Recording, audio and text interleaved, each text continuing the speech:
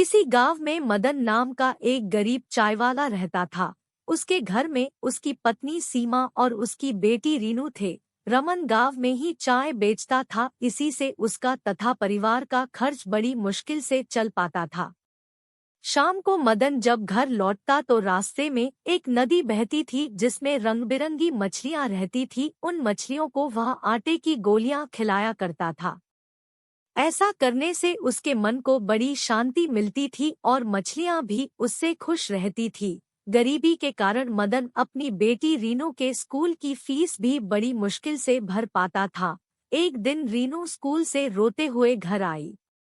मदन के पूछने पर उसने बताया कि आज उसकी टीचर ने स्कूल से उसका नाम काट दिया क्योंकि मदन ने पैसों की कमी के कारण पिछले 3 महीनों से उसकी फीस नहीं भरी थी।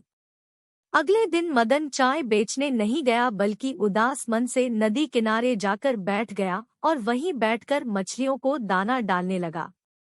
जब वह वापस जाने लगा तो उस नदी से एक सुनहरी जलपरी निकली और मदन से बोली कि क्या बात है मदन, आज तुम उदास लग रहे हो।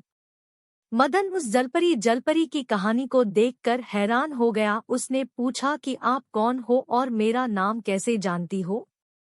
जलपरी ने कहा, मैं एक जलपरी हूँ और मुझमें कुछ जादुई शक्तियाँ हैं, जिससे मैंने तुम्हारा नाम जान लिया।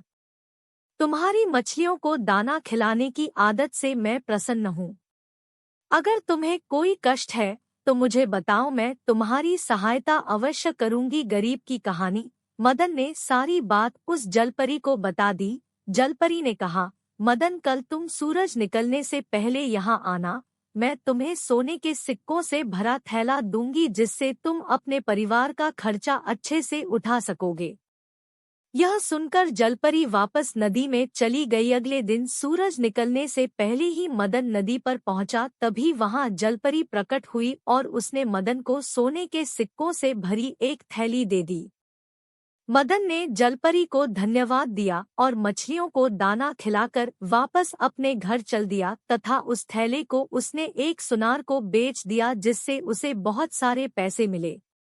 सबसे पहले मदन ने अपनी बेटी के स्कूल की फीस भरी जिससे कि वह वापस अपनी पढ़ाई शुरू कर सके। कुछ महीने के बाद मदन ने उन पैसों की मदद से एक छोटा सा होटल शुरू कर दिया।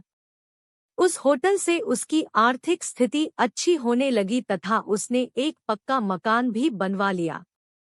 मदन ने सोचा कि अब उसके पास अच्छा खासा धन हो गया है, अब वह जलपरी को धन्यवाद करके सोने का थैला उसे वापस कर देगा क्योंकि अब वह मेहनत से व्यापार के द्वारा अपने परिवार का खर्च चला सकता है।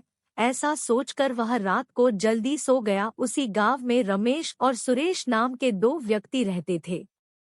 वे मदन की सफलता से ईर्ष्या रखने लगे कि वह इतनी जल्दी कैसे धनी व्यक्ति बन गया।